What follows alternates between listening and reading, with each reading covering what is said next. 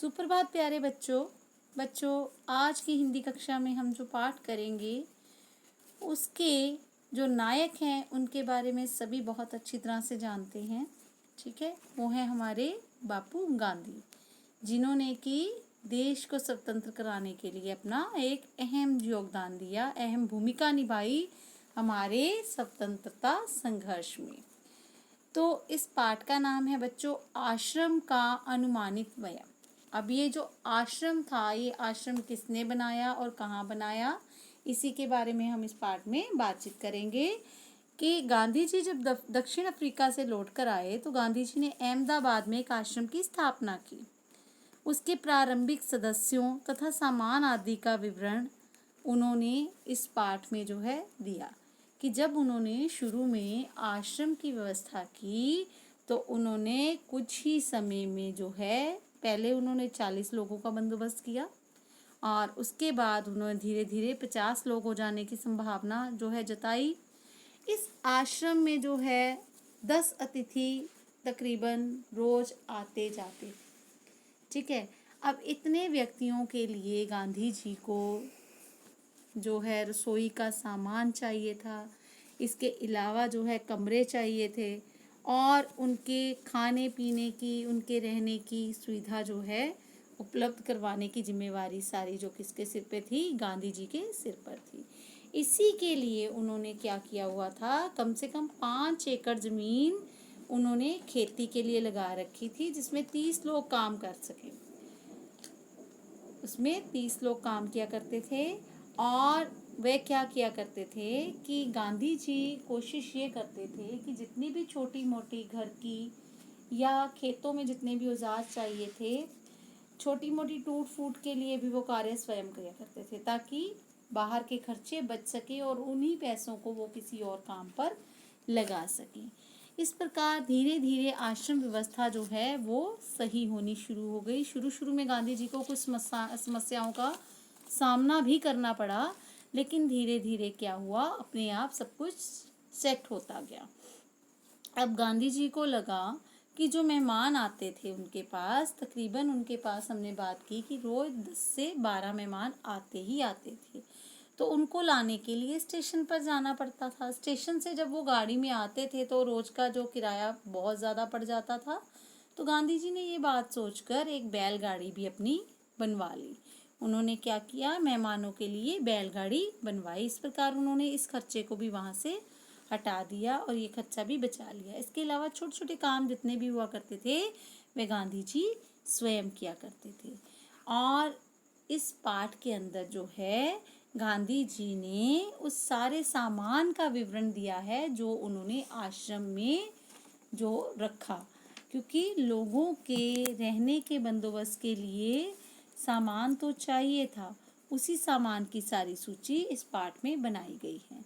और इस आश्रम के जो उद्देश्य थे, अब ये आश्रम जो गांधी जी ने स्थापित किया उसका जो है कुछ उद्देश्य थे जिनको नज़र में रखकर उन्होंने ये आश्रम की स्थापना की थी।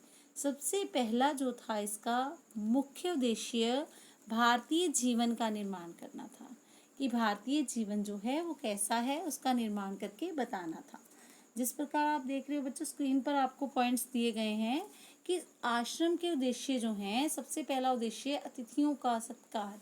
इसी सत्कार की वजह से गांधी जी ने क्या किया था, अतिथियों को लेने के लिए जब वो स्टेशन पर जाया करते थे तब उन्होंने क्या किया, उन्होंने एक बैलगाड़ी ही अपनी बनवा ली जिसमें वो अतिथि कोई भी आए उसको लेकर आया करते थे और उनका बड़े ही आदर सत्कार से उनको रहने की जगह दी जाती थी, खाने पीने का विशेष प्रबंध किया जाता था उनका। उसके बाद जो है ज़रूरतमंदों को आवश्यक सुविधाएं देना। ज़रूरतमंद लोग जो भी आते थे इस आश्रम में उनको जो भी हो सके, जितनी मदद हो सके गांधी जी उनकी किया करते थे और उनको आवश्यक सुविधाएं प्रदान किया करते थे।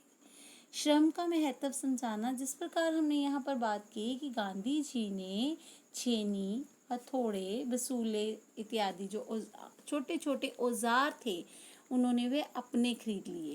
कारण ये था कि उनको लगता था कि अब इतने व्यक्ति जहाँ एक साथ रह रहे हैं वहाँ कुछ ना कुछ टूट फूट जो है रोज़ाना होती रहती थी और इस टूट फूट की मुरम्मत के लिए बाहर से अगर वो मिस्त्री को मंगवाते थे तो बहुत पैसे लगते थे। इसलिए गांधी जी ने क्या सोचा कि अगर पैसे को बचाना है तो ये छोटे छोटे औजार जो हैं वो अपने ले लिए जाएं और स्वयं अपने हाथ से कार्य किए जाए। बढ़ई के जितने भी काम थे वे स्वयं कर लेते थे और साथ में उनके जितने भी सहयोगी थे उन्होंने सबको इस काम में जो है क्या कर दिया, माहिर बना दिया, सबको काम करना सिखा दिया। कुटीर उद्योगों को बढ़ावा देना, इसका मतलब ये था कि गांधी जी ने छोटे छोटे उद्योगों को बढ़ावा देना शुरू कर दिया, जिस प्रकार बढ़ई के काम, ठीक है। और उसी प्रकार जो है खेती बाड़ी, 30 लोग हमने बात की कि 30 लोग जो थे खेतों में काम किया करते थे और फसल जो उगा करती थी उससे अनाज लिया जाता था। इस प्रकार गांधी जी के इस आश्रम का उद्देश्य एक ये भी था कि वह स्वयं आत्मनिर्भर बनने की कला को सीख रहे थे और दूसरों को भी सिखा रहे थे। इस प्रकार बच्चों, गांधी जी ने काफ़ी संघर्ष किया और अपने संघर्ष के दौरान उन्होंने इस आश्रम की धीरे धीरे क्या की, इस आश्रम की सेटिंग कर दी और धीरे धीरे आश्रम का सारा खर्चा और जितना भी इसके ऊपर जितनी भी चीज़ें ज़रूरत थी वो धीरे धीरे सामान्य होती गई और आश्रम की सारी समस्याएं सुलझती गई।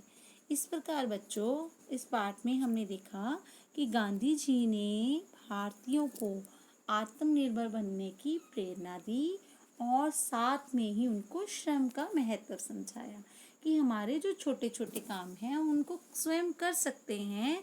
हमें बजाय दूसरों पे उम्मीद रखने के, दूसरों से वो काम करवाने के, स्वयं ही उन कार्यों को कर लेना चाहिए। इस शिक्षा को हमें भी अपने जीवन में उतारना चाहिए कि हम भी क्या करते हैं, अपने कामों के लिए दूसरों के ऊपर निर्भर हो जाते हैं, ठीक है।